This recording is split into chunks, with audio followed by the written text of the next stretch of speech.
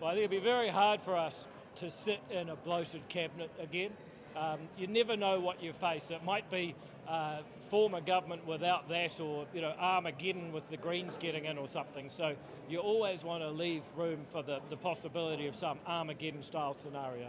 But we believe if we can't get a smaller, more efficient government with 18 ministers and 19 departments like they have in Norway or Ireland or Singapore, then we are going to be wasting our time. Is that your top priority? It's our top priority so far, but we've got 132 days, and the ACT Party's never been short of policy. It is critical, and I just make the point that our colleagues are actually warm to it, because they've already said they want a smaller bureaucracy, they've already said they want fewer departments. My challenge to them, if you're going to have fewer departments, why do you still want to have so many ministers? I have a question on that. You're removing the Public Service Commission. Those CEOs will now directly answer to ministers. There is going to be criticism, I can hear it now, that is politicising the public service. You know what?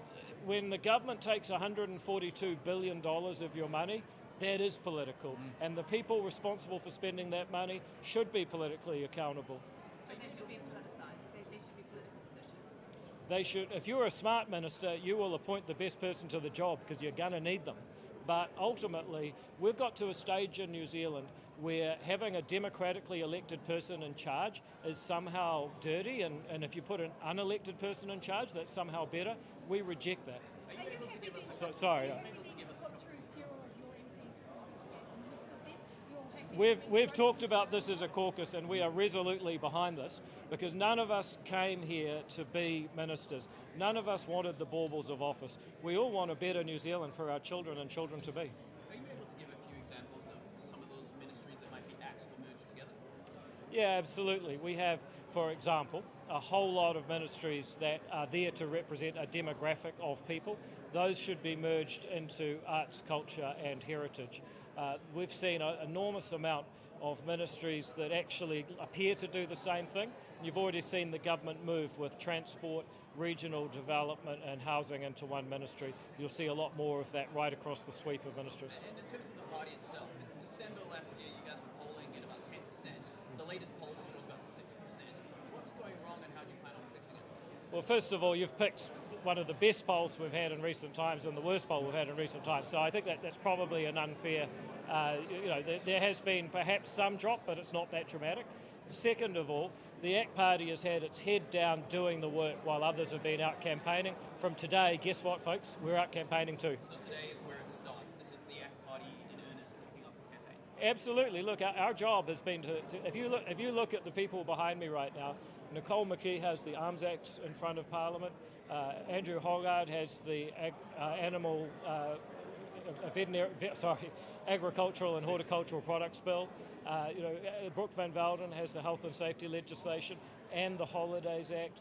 We all have an enormous amount of work before the House. I've just had the law to transfer all regulation of ECE over to ERO. So we've had a huge amount of activity going on in the last few months. That doesn't get you voted in, but it's critical to do. I've had most of my time spent on getting the budget and getting us to surplus a year earlier. Now we're going to be out talking about it. Can I ask you about where those polls are? Does this feel late to you? Are you late to the campaign? No, we've tried being early, and that doesn't work so well either. So we think our timing is going to be just perfect. Can I ask about this event? There was some talk of this being an American-inspired event, or compared to the Pierre Poilievre campaign. What was the inspiration? What did you change? What were you happy about it? Well, our event was organised by a good friend of mine who I campaigned with in 2017. She moved to Canada. She worked for Pierre Poilievre. She came home and she's actually organised this event. So, beg your pardon? Can you name them? Well, I've already said it's a she, so you don't need to say them. Look, I'm sure that she would be happy to talk to you, but I'm not going to start naming people like that. There was a touch of the Trump about it, though, wasn't there too? You've got the nicknames, you've got the features, the flag. It's not a big stretch to say that there was a Trump style to the rally too. Oh, I'm sure that you wouldn't need to stretch at all, Rebecca, but nonetheless, I think if you look at the seriousness of the policy, the values that we bring, they're a million miles apart. I mean, we've had people standing up saying, actually, We're here for New Zealanders of all backgrounds, whether they just migrated here or they've been here for 10 generations. I'm not sure you'd hear that at one of his rallies. You had a couple of cracks at, obviously, the Greens, Labour and Te Pāti Māori, but was it Wiley Willie? Wiley Winnie? Wiley Winnie, yeah. Yeah, what does that mean? Well, I love working with Winnie, but you never know if you're going to be working with him for much longer. Elaborate. Well, as I said, there's a cartoon in Parliament where he said, are you sure you know which way he's going to run?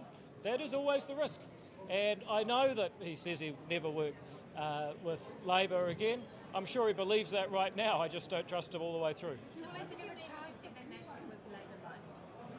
Well, I think they have been in the past. What we've shown is that working with ACT, the National Party can actually do the right thing.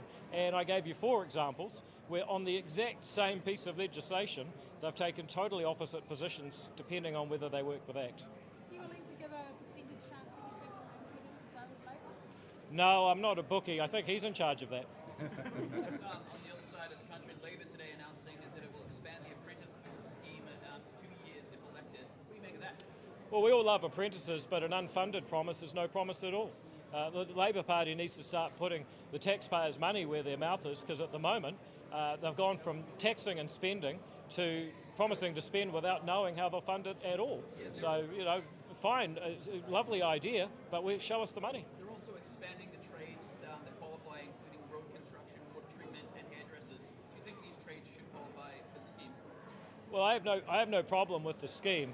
I just know that Labour's maths doesn't add up. What they really should do is extend it to bookkeeping and accounting so some of their future MPs can actually add things up. But if they can find a way to fund it, are you broadly on board with what they're proposing?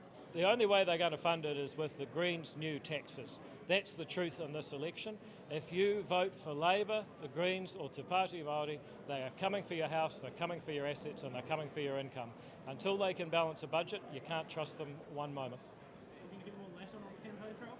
Look, there's nothing wrong with a bit of Latin, it might be a bit more Shakespeare too. I don't know if you caught that, but now it's back in the curriculum, the sky's the limit. You now have 2 people of Māori descent at the top of your party. Do you have a message for people or groups who have said in the past perhaps your policies are Māori national or racist? Well, those people have always been wrong, but I think Nicole's actually answered that very well in her speech. At the end of the day, we want a New Zealand where we all join together, we all have equal opportunities and everybody is treated with the same amount of dignity. And I think that's something that every New Zealander should strive for, no matter what ethnicity you come from. How was the deputy leader chosen? The caucus had a vote, and that's set down in the Constitution. The board has the option of vetoing a caucus decision, but happily they decided not to. Was it unanimous? The vote was counted secretly, and so nobody will ever know. In fact, for your interest, the person that counted the votes was only given 4 colours. That person didn't know which colour which MP was, and the person and the caucus didn't know what the votes were counted. So, with all the secrecy, it seems pretty elaborate. well, sometimes the ACT Party. If you look at this ACT caucus, this is the most united, scandal-free caucus that you've seen in New Zealand politics this decade. We do things very carefully to be respectful of each other, and that's how we hold our team together. And I think that's something I'm truly proud of. You saw the send-offs that the party gave to Mark and Brooke. That's, I think, a sign that didn't come from nowhere.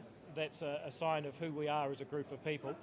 The way that we treat each other is actually a pretty good sign of what our true aspirations are for all New Zealanders, despite what some of those critics that you quote may say. Mark, you were getting a bit emotional there seeing that video. How was that getting us to? Well, this is a fantastic group of people. I'm immensely proud of the country, the people in it, and this 11, of us. We believe in what we're doing. And why wouldn't we fight for this dear little country? And I did get emotional. I mean, I've loved being part of this group for 6 years. My kidneys are failing, and I'm on dialysis 3 days a week. I cannot, in good consciousness, go to work knowing that I'm being paid by the taxpayer, not doing my job. And I'm deeply moved by that because I'm going to miss this group. And what a wonderful family to be part of, and I genuinely mean it. All right. Wait, sorry to labour this point. there were colours, so somebody surely. I wish sometimes I mention something and I think I probably shouldn't mention this, but so what? I mean, the person that counted the colours would have seen the cold Mickey ones, so somebody knows. No, because the person that did the counting didn't know which colour linked to each MP. Yeah, well, they know now, obviously. When you said 4 colours, does that mean there were 4 candidates? I just gave that as an example number. How many colours? Well, look, if you're trying to ask, are we the new Rainbow Party? Always happy. I'm trying to find out. Always happy. I'm trying to find out how many candidates for deputy. There were 4. So, yeah. All right. Well, look, thank you very much for that fascinating stand-up, and I appreciate all of you guys coming along and covering our rally. Thank you. Thank you.